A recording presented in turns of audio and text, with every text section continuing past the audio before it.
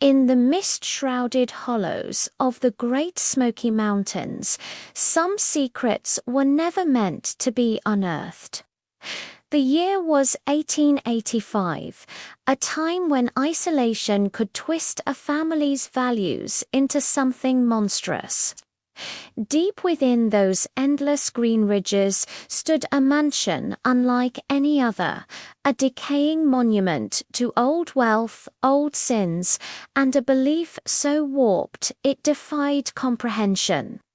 Behind its grand white columns lived two sisters, Elanora and Cassandra Peton, women born into privilege, but raised in the darkness of a doctrine that forbade love beyond their own blood. To outsiders, they were simply eccentric heirs. To those who dared whisper their name, they were keepers of an unspeakable covenant. But when Sheriff Brody Willard rode up that forgotten trail in 1910, he couldn't have known he was about to uncover one of the most disturbing stories buried in American history, one that would test the limits of faith, family, and the human soul itself.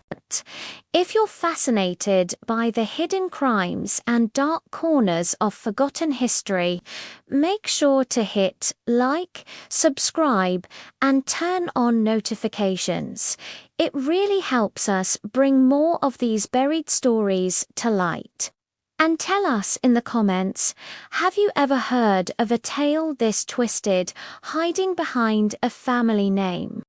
In the late 1800s, the Great Smoky Mountains were a place that seemed to breathe mystery. Mist rolled through the valleys like living ghosts, hiding secrets that time itself seemed eager to forget. Within that vast wilderness stood the Peton estate, a white-columned mansion perched above a river bend, gleaming like a relic of a dying era.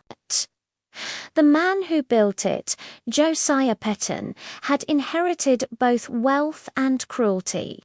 His fortune came from tobacco, a crop that had consumed lives long before it filled pipes and parlors, and though the Civil War had ended the institution of slavery, Josiah simply replaced chains with debt.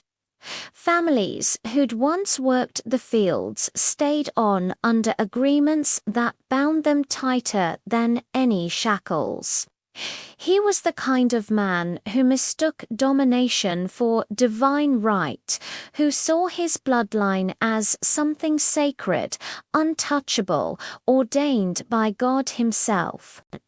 And within those beliefs, a seed of madness took root, one that would one day grow into something far darker than even he could have imagined. In the parlor, beneath portraits of long-dead ancestors with the same cold blue eyes, Josiah would preach his own version of scripture to his children. His sermons were never about grace or mercy. They were about purity, legacy, and the idea that their family had been chosen.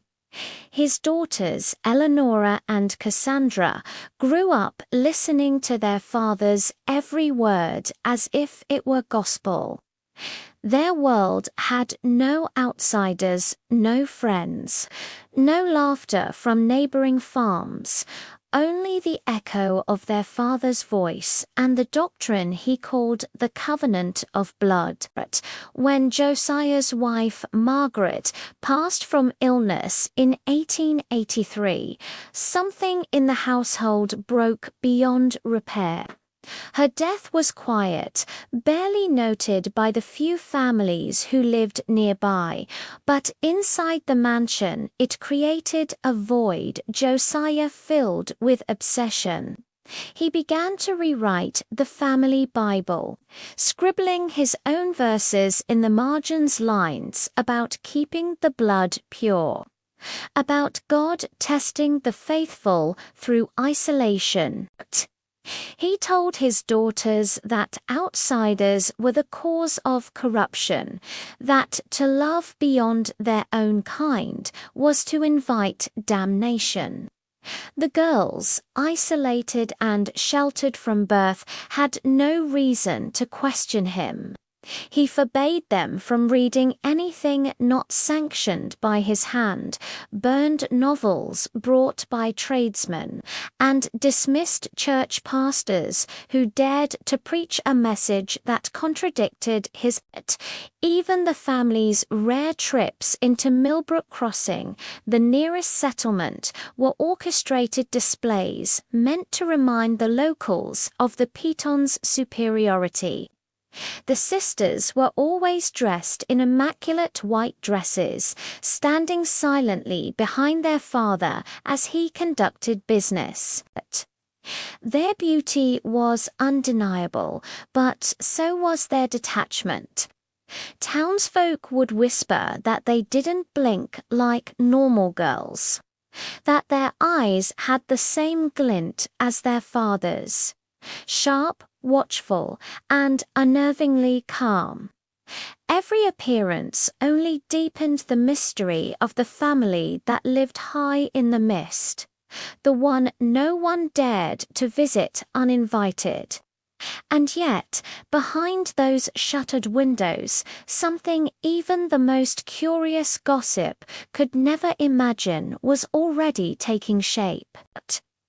By the time Josiah died in 1895, the Peton sisters were no longer naive girls, but women molded entirely by their father's warped faith. The mansion, which had once echoed with the booming authority of his voice, now belonged to them, and rather than dismantle his legacy, they built upon it. The covenant of blood became their scripture, the doctrine their religion. With Josiah's passing, there was no one left to challenge their beliefs or expose the strange routines that governed their lives. They dismissed most of the workers, keeping only a handful of trusted servants who knew better than to ask questions. Carriages stopped coming down the mountain. Letters went unanswered. Even the fields, once alive with laborers, grew wild with neglect. Yet the mansion's chimneys still smoked at odd hours, and deliveries of medical supplies, chloroform, surgical instruments, and laudanum arrived with increasing frequency. When curious merchants asked why, they were met with polite, empty smiles. To outsiders, the sisters were reclusive, but harmless. To those who worked the land below, they were something else entirely, women guarding a secret so terrible that even whispers about it carried a chill. They said at night you could hear strange sounds carried on the wind, the faint cry of an infant, the clatter of metal, the low hum of voices reciting prayers that no church would recognize. In the heart of that mansion, Elanora and Cassandra created their own private world, one ruled by ritual and silence. They spent their days cataloguing old family ledgers, writing in heavy journals, and reading passages from the rewritten Bible their father had left behind. Each night they gathered in the old chapel room where Josiah had once preached and lit candles beneath the family crest, a serpent coiled around a cross. To them it was not blasphemy, but fulfillment. They believed they were chosen to carry forward a divine lineage untainted by foreign blood. And so, in that twisted conviction, the unthinkable began. The sisters took their father's words literally. They sought to preserve their pure line in the only way their doctrine allowed, by turning inward toward the very bloodline they worshipped.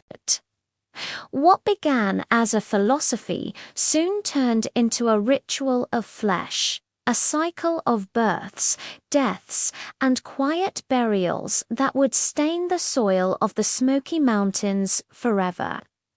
No one in Millbrook Crossing could have guessed that behind those decaying white columns, the story of the Petons was turning from tragedy to horror, and that the sins born there would echo for generations to come.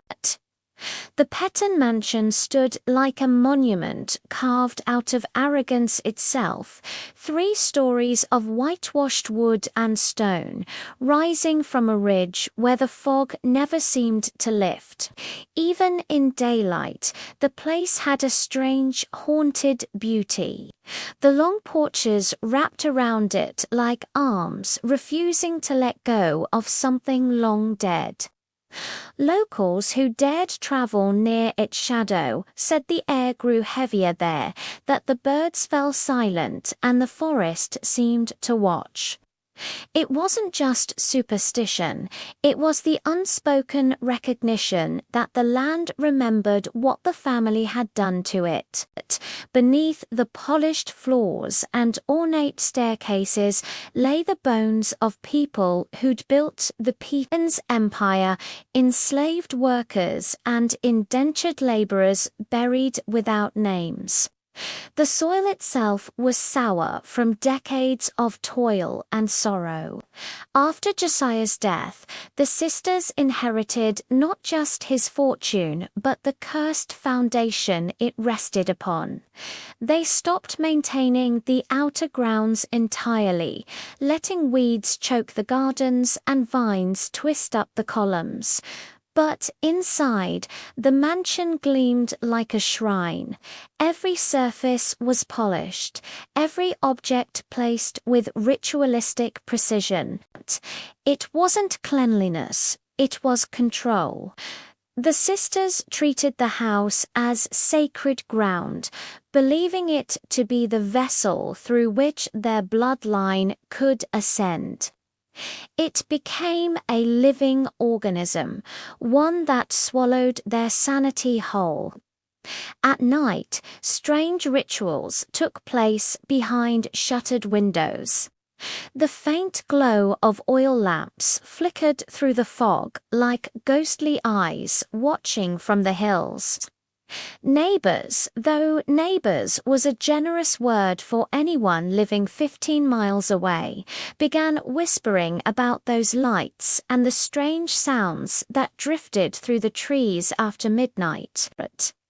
Some said they heard music, a single violin playing a slow, mournful tune that cut through the silence of the mountains. Others swore they heard prayers, the kind that didn't sound quite human words, muttered too low and too fast, echoing like a chant. The deliveries to the estate grew more peculiar. Barrels of lime, crates of surgical instruments, and bottles of chloroform arrived in the dead of night, signed for by a tall, silent woman who never gave her name. One deliveryman claimed he saw a pale figure watching him from the upper window, a woman with hair the color of ash and eyes that glowed with a light that wasn't candle flame. When he mentioned it in town, he was told to keep his mouth shut. No one wanted trouble with the Peton sisters. Their wealth still bought silence, even as their isolation bred fear. What few workers remained on the estate avoided the main house entirely after dark, and when they were called to dig or repair, they did so without questions. The sisters had eyes everywhere, or so the locals believed. inside the house, Elanora and Cassandra's world had shrunk to the size of their father's old study. They spent hours reading his journals, copying passages into new ledgers, adding their own notes in the margins. Over time, those writings evolved from mere scripture into something more like a manual, a dictum guide for preserving the Peton line. In their twisted theology, the family's downfall was not their father's cruelty, but the weakness of others who dared love outside the bloodline. They saw themselves as redeemers, the chosen women who would carry the covenant forward no matter the cost. But that cost soon took the shape of lives, innocent lives, born and buried in the same ground. Workers whispered about tiny graves being dug in the family cemetery. Once or twice, someone claimed to see the sisters burning fabric and linen behind the house, flames so high they lit up the fog like daylight. And yet nothing could be proven. No one in Millbrook Crossing was foolish enough to confront them directly. The Peton name still commanded a strange reverence, the kind that made even suspicion feel dangerous. The law didn't climb those mountains easily, and the sisters knew it. The mansion had become both their sanctuary and their fortress, a place where no truth could escape. But every secret, no matter how deeply buried, eventually begins to rot. By the turn of the century, the Peton sisters' isolation had started to draw quiet concern from the few remaining families who remembered their father. Supplies were being ordered in increasing quantities. Medicines, chloroform, strange equipment, yet no visitors ever came or left. The sisters were seen only rarely, and when they appeared in town, people swore they looked unchanged, pale, ageless, their expressions as still as marble. Some wondered if they'd made a pact with something darker than God. Others simply avoided eye contact. But what the townspeople didn't realize was that inside that mansion, time itself seemed to have stopped. The sisters lived by candlelight, surrounded by their father's portraits. Speaking in phrases lifted from scripture and madness, the rooms that once echoed with laughter now whispered with prayers to a God that didn't exist. And beneath those floors, in the cold earth of the family cemetery, lay the first proof of what that faith had cost. A house once built to display power had become a tomb, not just for the innocent, but for the souls of everyone who ever called it home. Samuel and Benjamin Peton were ghosts long before they vanished. The brothers, unlike their sisters, had inherited something their father considered a flawed curiosity. Samuel, the younger, was restless and bright, always looking past the mountains as if the horizon itself taunted him. Benjamin, older by 3 years, carried a quiet defiance that simmered beneath the obedience expected of a Peton son. For years they tolerated their father's strange sermons, the endless lectures about purity and divine order.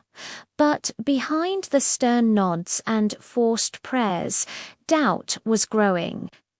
After Josiah's death, when Elanora and Cassandra seized control of the estate, that doubt turned to fear. The mansion that had once been their home began to feel like a trap. Its corridors echoing with strange sounds at night, whispering prayers, and something else they couldn't quite name. Samuel told Benjamin one evening that he could no longer stand the smell of the place, that the air itself felt poisoned. He wanted to leave, to start over in Knoxville, maybe even find honest work. Benjamin agreed in theory, but there was one thing holding him back: love. He'd fallen for a woman from Millbrook Crossing, a schoolteacher named Clara Hayes, and he'd been secretly corresponding with her for nearly a year. In a family where outsiders were considered unclean, his affection was more than rebellion, it was blasphemy. When the sisters discovered Benjamin's secret, their fury was biblical. The confrontation began in the parlor beneath their father's old portrait, where his eyes seemed to follow every movement from the canvas. Elanora accused her brother of betrayal, her voice trembling not from sadness but from rage.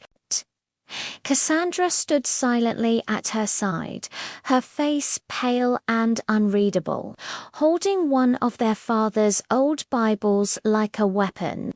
Benjamin tried to reason with them, said that what their father believed was madness, that love couldn't be sin if it was honest.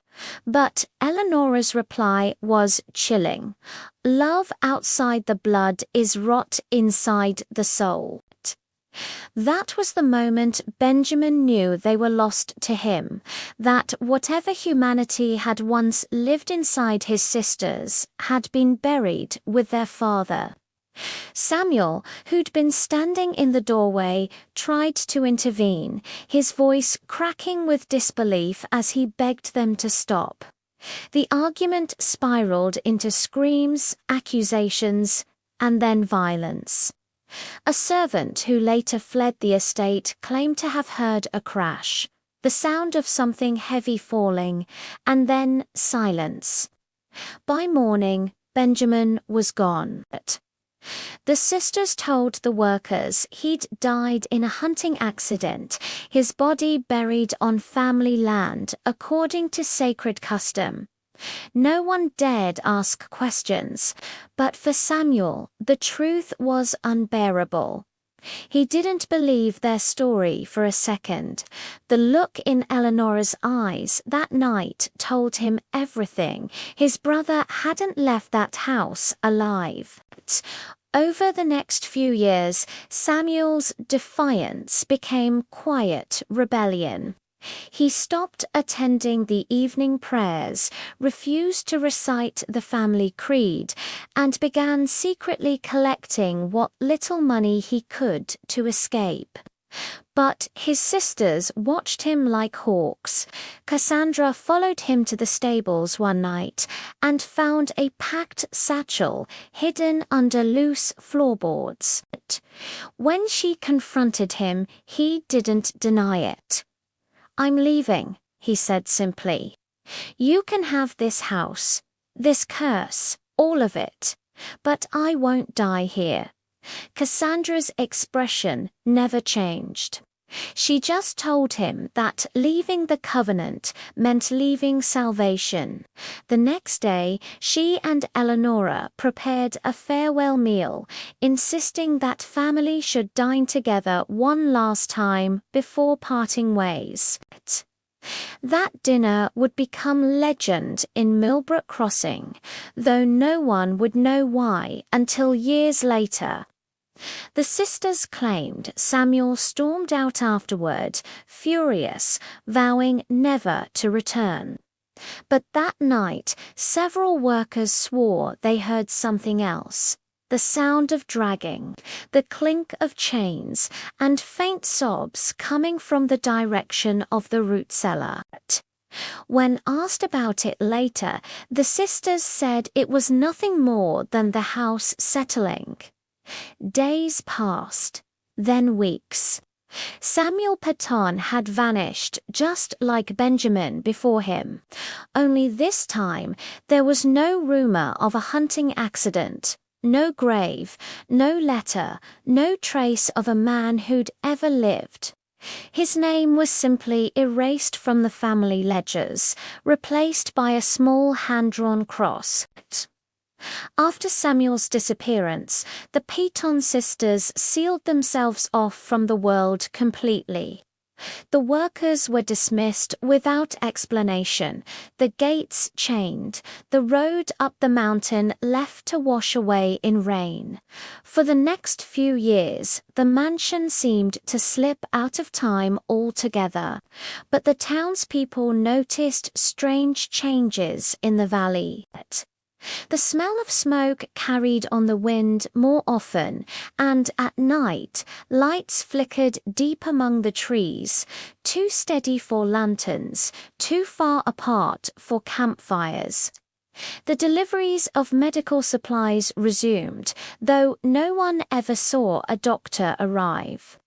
One blacksmith from town recalled repairing a set of iron restraints, assuming they were meant for livestock, until he realized the measurements were too small for animals. The sisters' last public appearance came in the spring of 1909, when they rode into Millbrook Crossing to collect documents from the post office.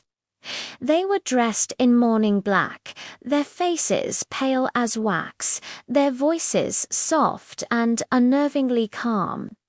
When the clerk expressed his condolences for their recent losses, Elanora simply smiled and said, "All things return to the blood." Then they turned their carriage and vanished up the mountain road, leaving behind nothing but silence, and a growing sense among the townsfolk that something unspeakable had happened in that house. The Peton name, once synonymous with power, had become a curse whispered only when the wind howled through the hollows at night. Sheriff Brody Willard wasn't a man easily shaken. At 57, with a lifetime of mountain law beneath his belt, he'd seen his share of human darkness. Moonshiners, family feuds, disappearances that were better left unexplained. But the Peton sisters, they unsettled him in a way that defied logic. When he first received word of a legal dispute involving their land, it sounded like routine paperwork, nothing more than a distant cousin in Knoxville contesting the inheritance. But duty was duty, and Willard rode out one gray morning in 1910 to deliver the notice himself. The journey up the mountain was grueling. The trail had narrowed to little more than a deer path, choked with undergrowth and washed out by years of neglect. The deeper he went, the quieter it became. No birdsong, no rustle of wildlife, just the creak of saddle leather and the distant groan of wind through the trees. He'd been a lawman long enough to know when a place didn't want to be found. By the time the mansion appeared through the fog, he understood why no one had set foot there in years. The Peton estate stood like a corpse dressed for a funeral, grand, motionless, and unnervingly well-preserved. The paint on the columns peeled like flaking skin, and ivy crept up the stone foundation like veins reclaiming flesh. It wasn't decay that chilled him most. It was the silence. Even abandoned farms had noise. This place had none. When Elanora Peton herself opened the door, her composure struck him harder than any scream could have. She greeted him with a smile that didn't reach her eyes, and behind her stood Cassandra, smaller, quieter, her face half-shadowed as if she were fading from the world. Willard had delivered hundreds of notices in his life, but never had such a simple act felt so heavy. Inside, the mansion was immaculate to the point of obsession.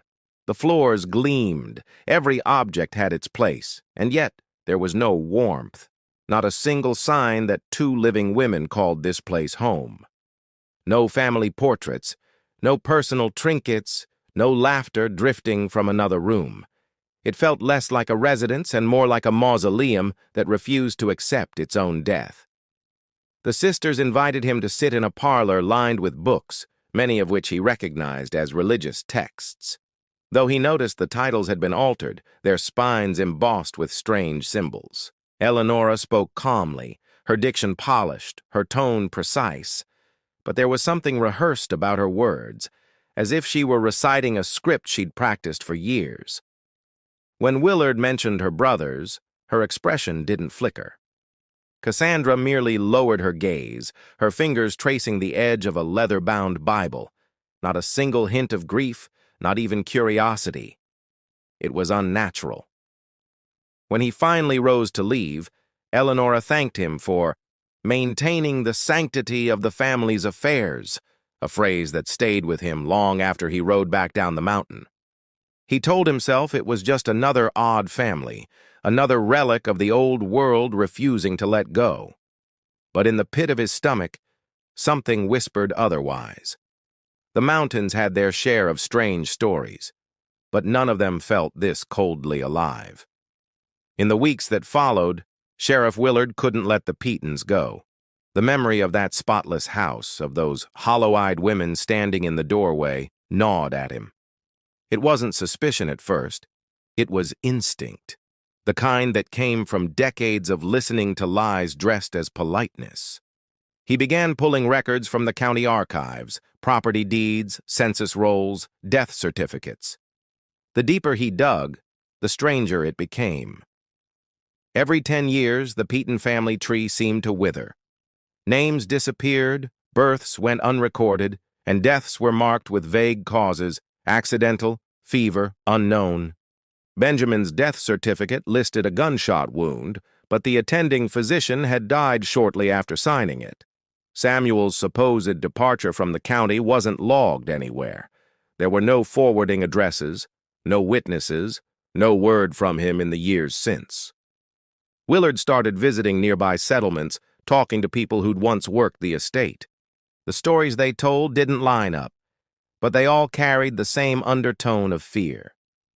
Workers spoke of digging graves under moonlight, of being paid in silence and dismissed before dawn. Some mentioned the cries of infants. Others recalled fires burning behind the mansion that lasted all night. None dared go to the sheriff before. You didn't accuse the Petons unless you were ready to vanish yourself.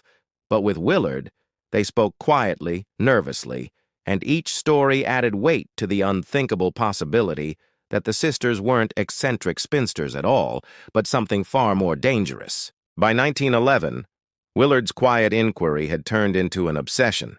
He traveled through storms, slept in barns, and pored over county ledgers by lamplight, piecing together fragments of a puzzle that no one else wanted to see completed.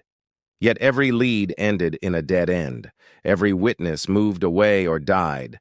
Every document faded or missing. The law had limits, and without evidence, he was powerless to act. Still, he couldn't stop. He'd wake at night hearing echoes of that empty mansion, the clinking of unseen chains in his dreams. When spring came again, he received a letter that would change everything. A request from an elderly woman named Elizabeth Keene, daughter of a midwife who had served the Peton family years before. Her words were simple but chilling. "Sheriff, I cannot die with this sin unspoken."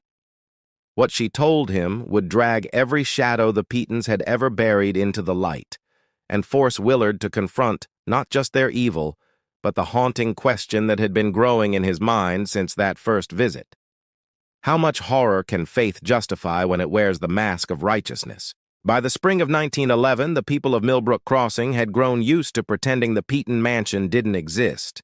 It was easier that way.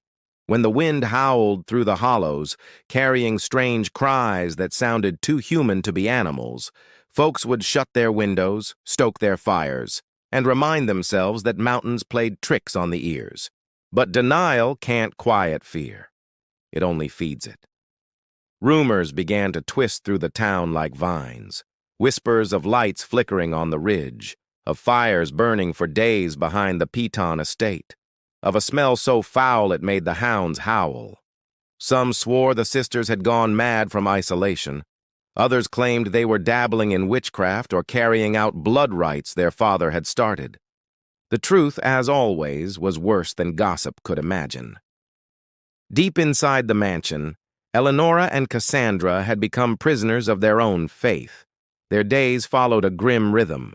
Long hours of prayer, candlelight vigils in their father's old chapel, and nights spent performing rituals they believed would sanctify their bloodline.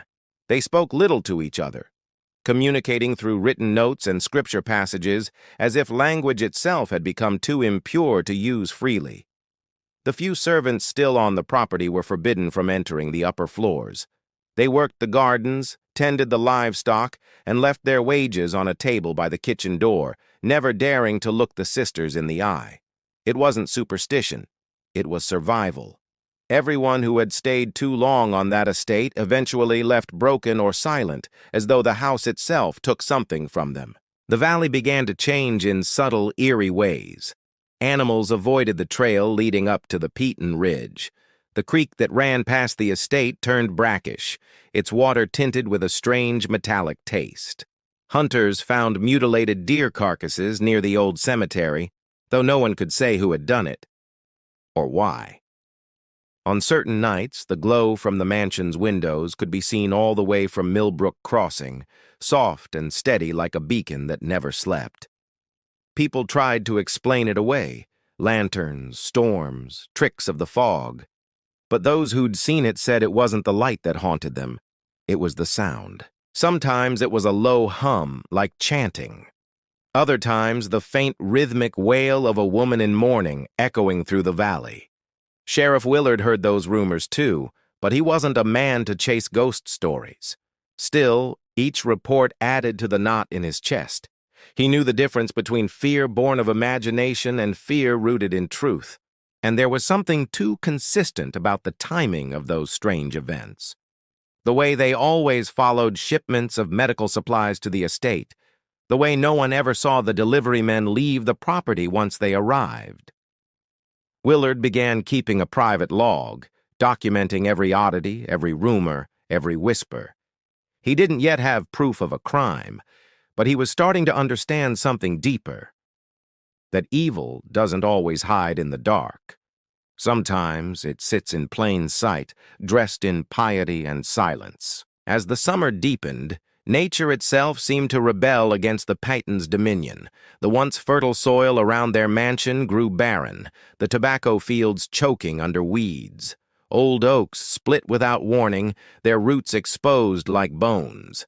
Locals said it was God reclaiming what the family had defiled. But Willard thought otherwise. He believed the land was simply mirroring the decay of its keepers. When he finally rode up near the ridge to survey the area from a distance, the sight chilled him. The mansion looked untouched by time, yet lifeless, a monument to stillness. No movement, no voices, no sound but the wind sighing through the chimneys. Yet the smoke that rose from them was black, thick and steady, like something burning that refused to die. On his way back to town, he stopped at the Keene homestead, the modest cabin of Elizabeth Keene, the daughter of a midwife who had once served the Petons. The old woman's eyes were clouded by illness, but her voice was clear. "You feel it too, don't you?" she said softly. "That house, it breathes. It remembers." She wouldn't say more that day, only that her mother had seen things no soul should ever witness.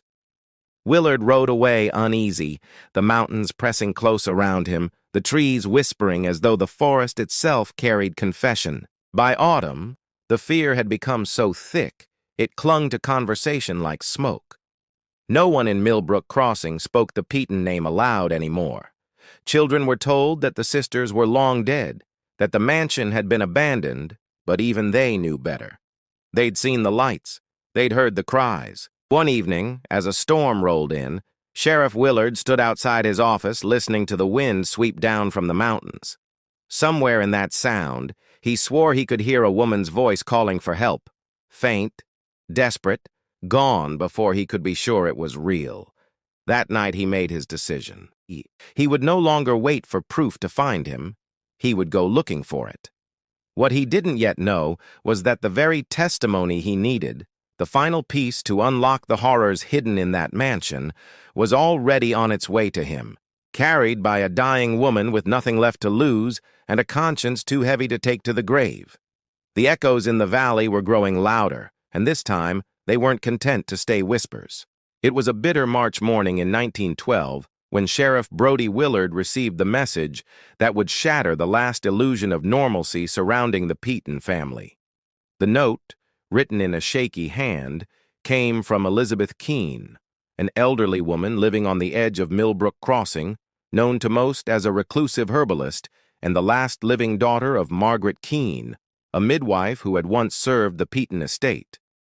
Elizabeth was dying of consumption, her lungs eaten away by years of smoke from wood stoves and the damp chill of mountain winters. But it wasn't death that frightened her. It was the weight of something she'd carried for decades, something her mother had confessed on her own deathbed 15 years earlier. When Willard arrived at the small cabin, the air inside smelled of sage and sickness. Elizabeth lay propped up on a cot, her gray hair spread across a pillow yellowed with age, her hands trembling as she reached for the sheriff's coat sleeve.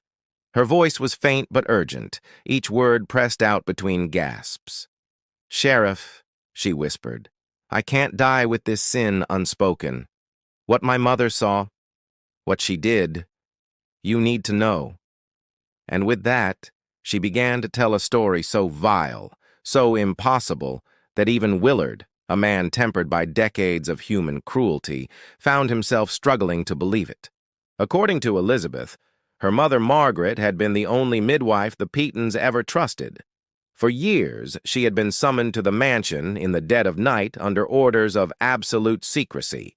Each time, she was escorted through a side entrance, paid in advance, and told never to speak of what she witnessed. At first, the births seemed unremarkable. Difficult, yes, but not abnormal for women of delicate health. Yet over time, Margaret began to realize there was something profoundly wrong. The infants she delivered were not like other children. Their limbs were twisted, their faces malformed, their skin pale as wax. Some lived a few hours, some a few days, but none survived beyond the week. The sisters treated each birth as a ritual, not a tragedy. They would cradle the deformed newborns not with tenderness but with curiosity, measuring, documenting, and whispering verses from the family's own rewritten scripture. "They believed," Elizabeth said, her eyes glistening with feverish tears, "that these children were proof of divine testing, that the weaker the flesh, the purer the soul."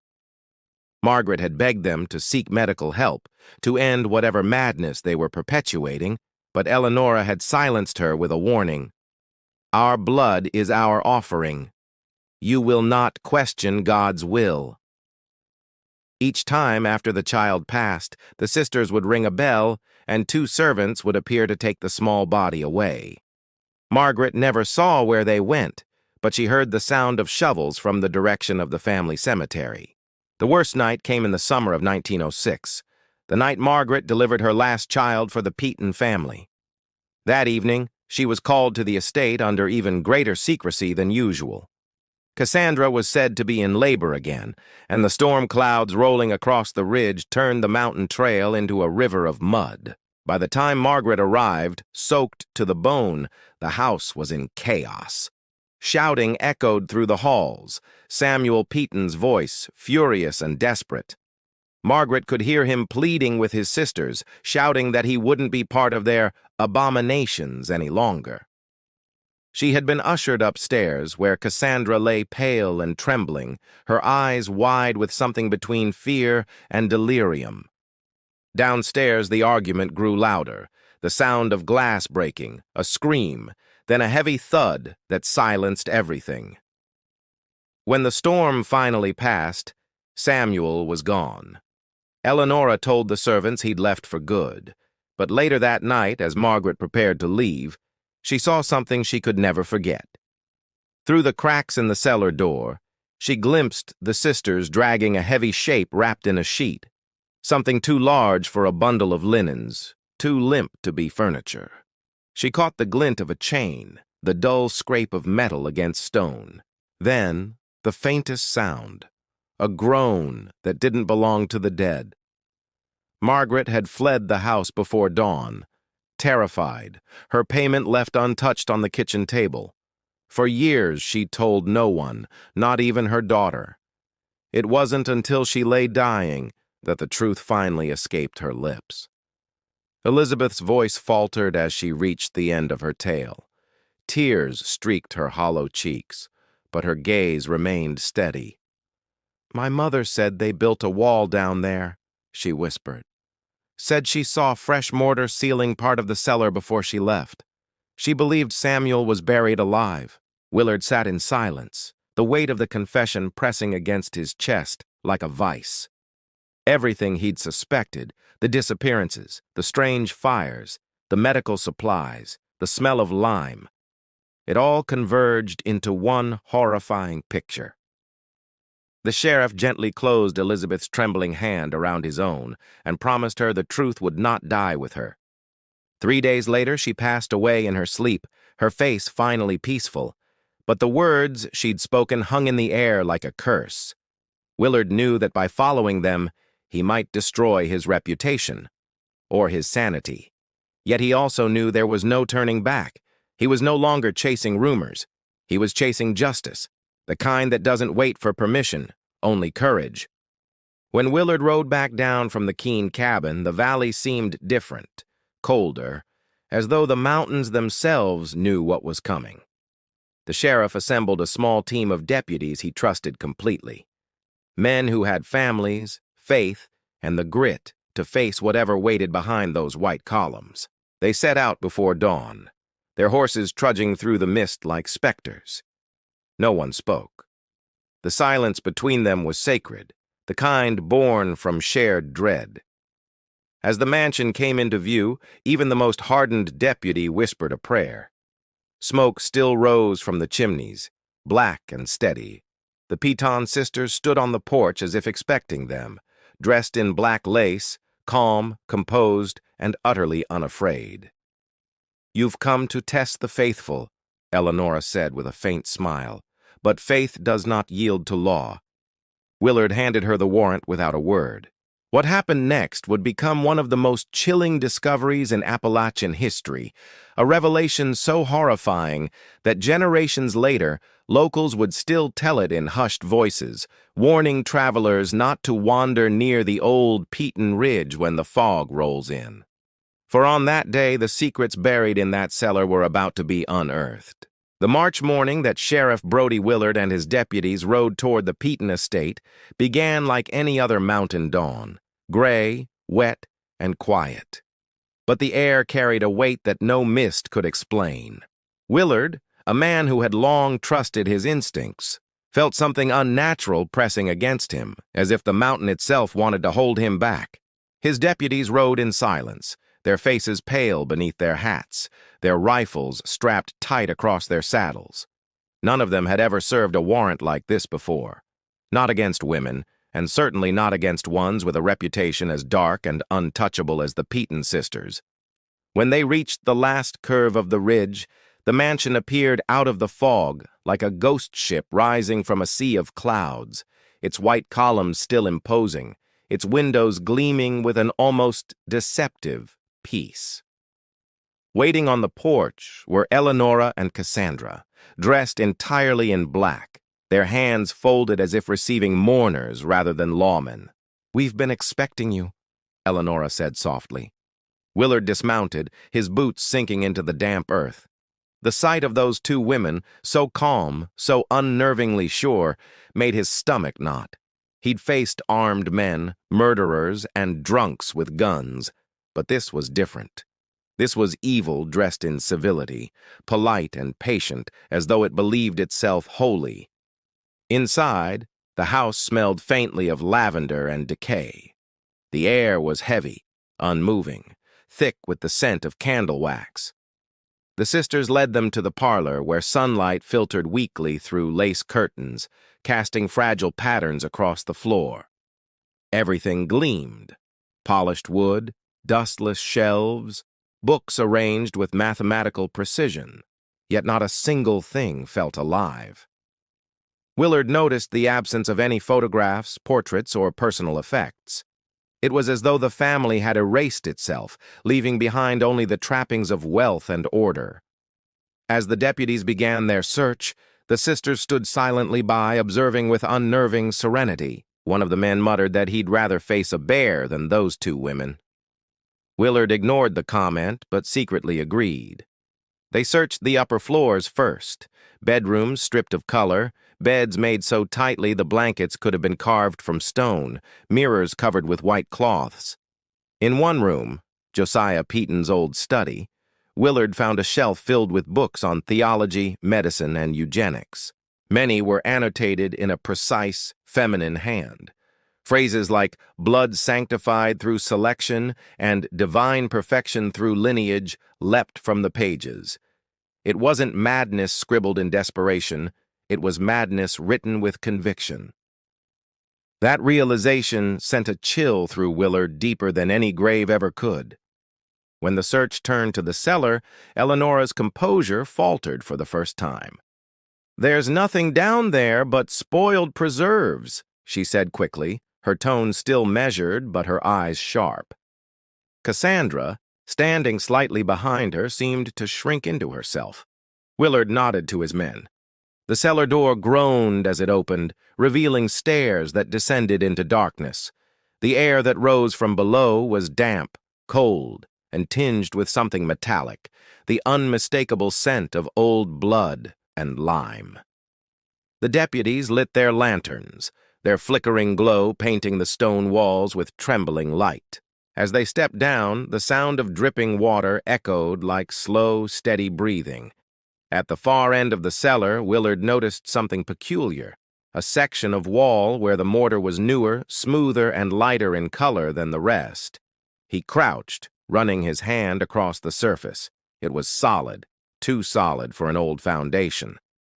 "Break it," he ordered quietly. The first swing of the sledgehammer cracked the silence like thunder. The sisters, still at the top of the stairs, did not move. The second blow sent a fine spray of white dust into the air. By the third, a gap appeared, and from it escaped a smell so foul, so heavy, that every man recoiled. The odor of death, sealed for years, filled the cellar like a living thing. And behind that wall lay the truth that had haunted these mountains for decades. The chamber they uncovered was small, barely the size of a pantry, but its horrors felt boundless. Shackles were bolted to the stone, their iron rusted but intact. A wooden chair sat in the corner, its arms stained dark. And slumped against the far wall, chained at the wrists and ankles, was what remained of Samuel Peton. His bones told a story no witness ever could. Fractures on the skull, splintered ribs, signs of violence, of deliberate cruelty. Scattered nearby were surgical tools, rusted but unmistakably human in purpose. Willard stared in silence as the lantern light flickered across the remains, revealing the faint imprint of a rosary tangled around one skeletal hand. It wasn't just murder. It was ritual. The sheriff's deputies crossed themselves, muttering prayers. Upstairs, the sisters waited quietly. When Willard returned to the parlor, his face gray with shock, Elanora looked at him as though she'd expected this moment all along. "He was weak," she said evenly. "He broke the covenant." Cassandra stood beside her, trembling, tears welling in her eyes but never falling. When Willard placed them under arrest, they offered no resistance.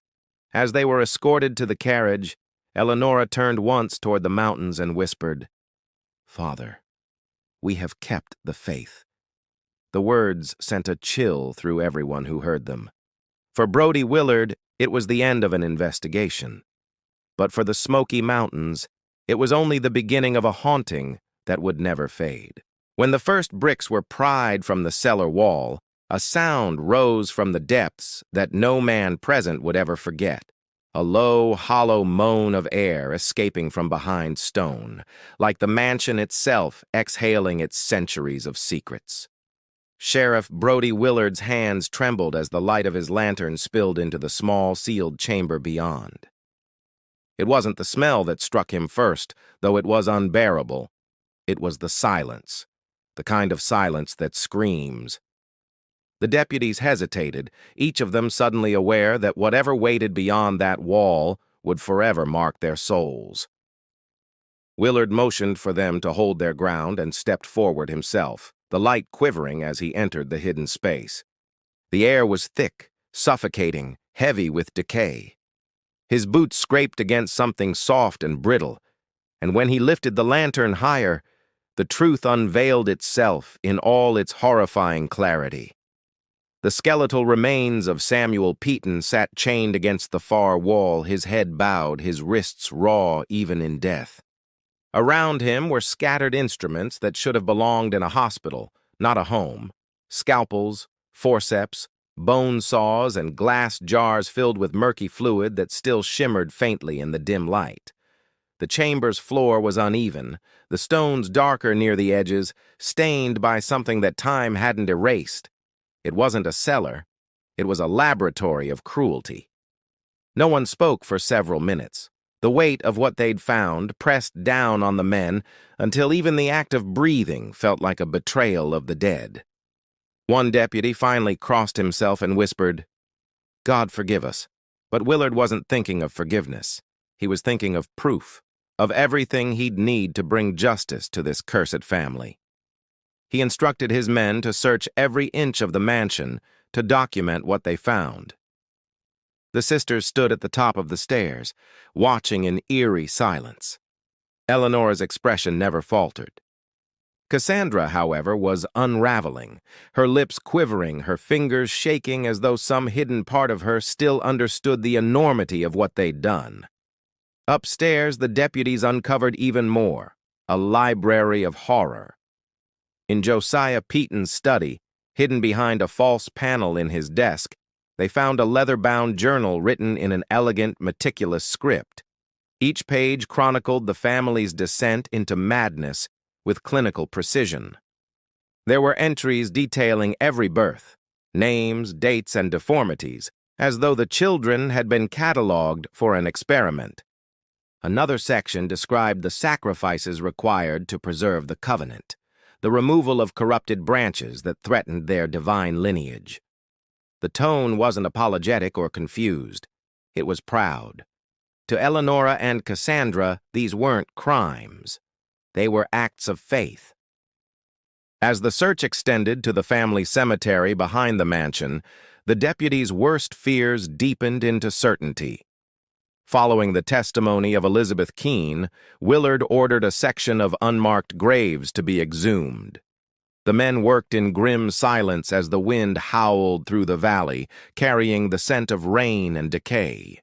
What they unearthed sent two of the younger deputies staggering to the edge of the clearing, retching into the weeds. Beneath the thin layer of soil lay the tiny skeletons of infants, 4 in total, their remains twisted and malformed in ways that defied nature. Each one was wrapped in fragments of linen and buried with an almost ceremonial precision. Willard, hardened as he was, had to turn away, gripping the brim of his hat until his knuckles turned white. The old midwife's story had been true in every detail. Each of those children had been born of sin, disguised as sanctity, victims of a madness that cloaked itself in Scripture. The sheriff ordered the graves carefully recovered, marking the site for the coroner's arrival. When he returned to the mansion, he found Elanora still waiting in the parlor, her hands folded neatly in her lap, her posture perfect, as though she were presiding over a church service. Cassandra sat beside her, trembling, eyes glassy. When Willard told them what had been found, Eleanor's lips curved into a faint, almost serene smile. "Our work is done," she said softly. "The bloodline is sealed." By the time the sisters were led out of the mansion in handcuffs, a light rain had begun to fall, washing over the estate like a final baptism. The once glorious Peton house loomed behind them, its white paint streaked gray by weather, its windows reflecting nothing but the mist. Neighbors and townsfolk who had followed the sheriff up the mountain stood at a distance, their faces pale, their hats clutched in disbelief. No one spoke. Even the wind seemed to still as Elanora and Cassandra were placed into the carriage that would take them to the county jail. Before stepping inside, Elanora turned toward the gathered crowd and said almost tenderly, "We have kept the faith. and our Father is pleased." Cassandra began to sob. Not loudly, but in that fragile, broken way that sounds more like a prayer than grief. Sheriff Willard, weary and hollow-eyed, climbed into his horse-drawn wagon and followed behind the sisters, the sound of hooves echoing through the valley. Behind them, the Peton mansion stood silent again, its secrets finally laid bare. Yet Willard knew as he descended the mountain that day that some sins don't end with justice. They linger in the land, in the walls, in memory. The mountain had kept its silence for 30 years, and now that it had spoken, its voice would haunt them all.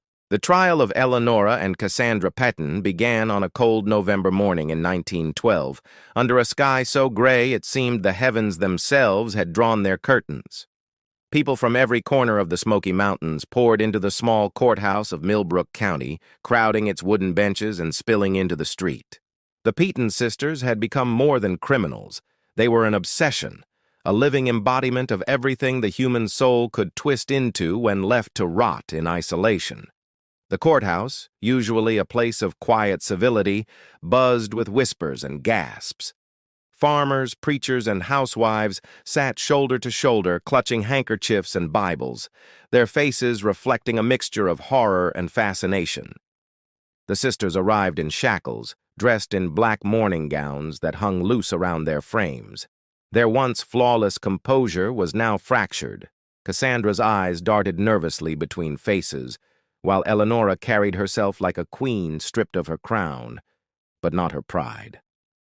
When the judge entered and the crowd rose, Elanora didn't move. She simply sat, hands folded, her gaze locked on the cross that hung above the bench, as though expecting it to bend in acknowledgement of her faith. Sheriff Willard sat a few rows behind the prosecution, his expression hollow, his hat held tight in his lap. He wasn't there as a hero, nor as a victor, only as a man who had seen too much of what faith could do when it forgot compassion. The evidence laid out before the court was overwhelming. The journal recovered from Josiah Peton's study was read aloud in segments, its calm, methodical handwriting describing acts so grotesque that even the clerk stumbled over his words. The medical tools found in the cellar were presented, their rusted edges glinting under the courtroom lights. Witnesses took the stand, the former servants who'd been brave enough to speak, the merchants who had delivered barrels of lime and chloroform, and Elizabeth Keene's written statement, read by the prosecutor in a trembling voice that cracked more than once. Each testimony peeled back another layer of the sisters' madness, revealing a pattern of cruelty masked as divine obedience.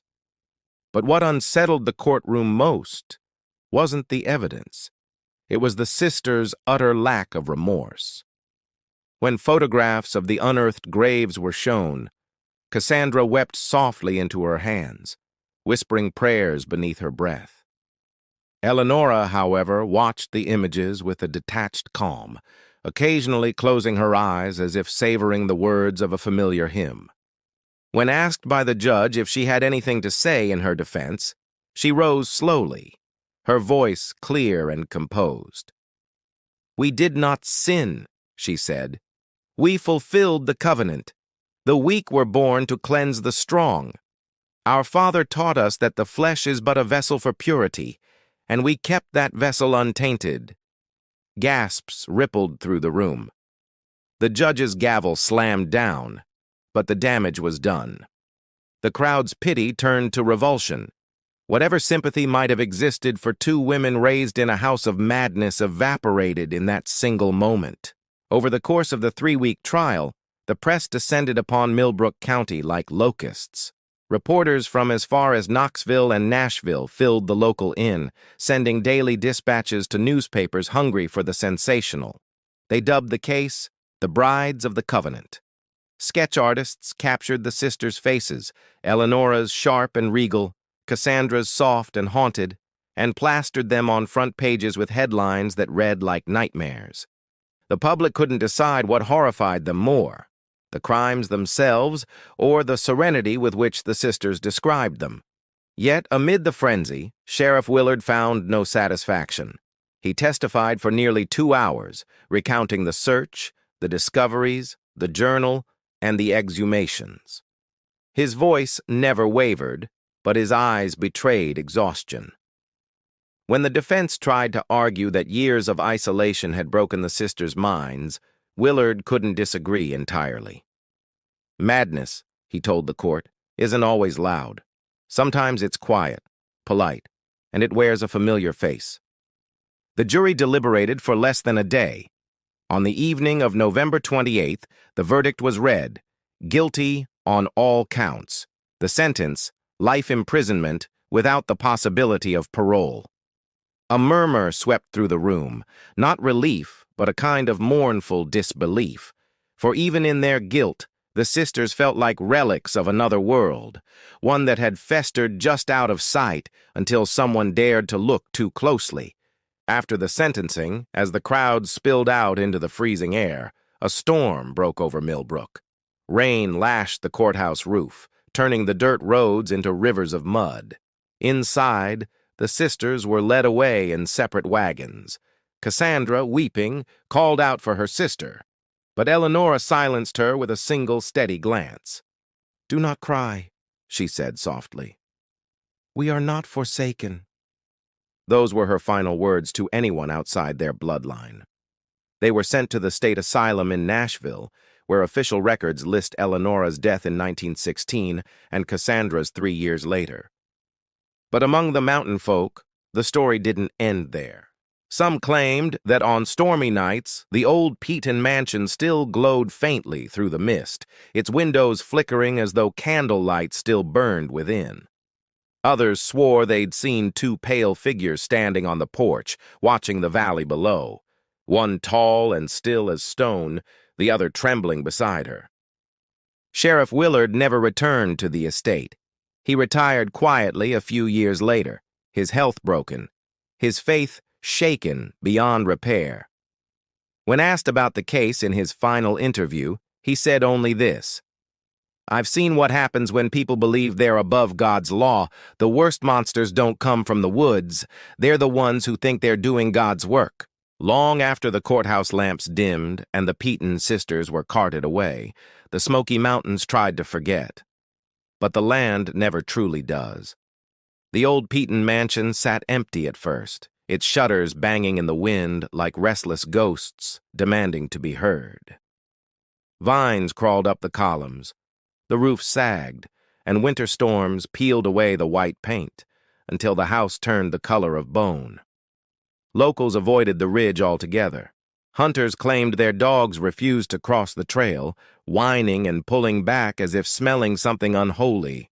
A few curious souls hiked up there in later years, reporters, historians, fools with flashlights, and every one of them came down pale, shaken, unable to say what they'd seen. Some swore they heard the faint ringing of a bell, others the crying of an infant muffled beneath the earth. The mountain had grown quiet again, but it was the kind of quiet that hums just below hearing, the kind that waits. Time passed, and with each season the story slipped deeper into folklore, retold around fireplaces as a cautionary whisper, beware the house where faith turned to rot. For the people of Millbrook Crossing, the Peton case became a wound they learned to live around. Churches filled for months afterward, sermons thundering about temptation and the dangers of pride. Yet the lessons faded with each new harvest. Children who once feared the sisters' names grew up to tell the tale for entertainment, not warning. Still, some truths clung stubbornly. The valley folk kept a strange respect for silence. They spoke softly when storms rolled in from the ridge, and no one ever built on the Peton land again. Sheriff Brody Willard lived out his final years in a modest cabin overlooking the same valley that had once swallowed his nightmares. He tended a small garden, read his Bible, and avoided questions about the past. When he died in 1924, neighbors found only one photograph hanging above his mantel, a black-and-white image of the mountains shrouded in fog, the old mansion barely visible in the distance. On the back, he had written in a shaky hand, "Evil doesn't die. It just changes its address." Decades later, when the state declared the Peton estate a historical ruin, a team of preservationists visited to survey what remained. They found little more than rubble and silence, but one discovery chilled even the modern mind. Beneath a collapsed section of the cellar, sealed within a rusted tin box, they uncovered fragments of paper, the last pages of Elanora Peton's journal. The ink had faded, but a few lines remained legible. "The blood is pure. The line is complete. We sleep in grace." Scholars argued over whether the sisters had planned their legacy as martyrdom or madness, but in truth, no analysis could strip the horror of its humanity. The Petons weren't demons. They were people, educated, wealthy, devout, and that was what terrified everyone most. Their evil had grown not from savagery, but from the comfort of believing they were right. The mansion crumbled, the graves were swallowed by roots, and still the mountain kept their story, patient as stone. Today, if you drive the winding roads between Tennessee and North Carolina and listen closely when the fog slides down the hollows, you might catch it. The faint toll of an unseen bell, the echo of a voice reciting scripture in a language that no church claims. The locals will tell you it's just the wind or maybe memory playing tricks, but those who know the old stories will shake their heads and say the ridge remembers. Every mountain does. The legacy of the Peton sisters isn't written only in court records or dusty archives. It lives in the uneasy truth that darkness never disappears. It just learns new prayers. And somewhere beneath that endless green sea of trees, the earth still breathes the story of a family that mistook devotion for divinity and proved that the most dangerous monsters are the ones who believe they're serving God.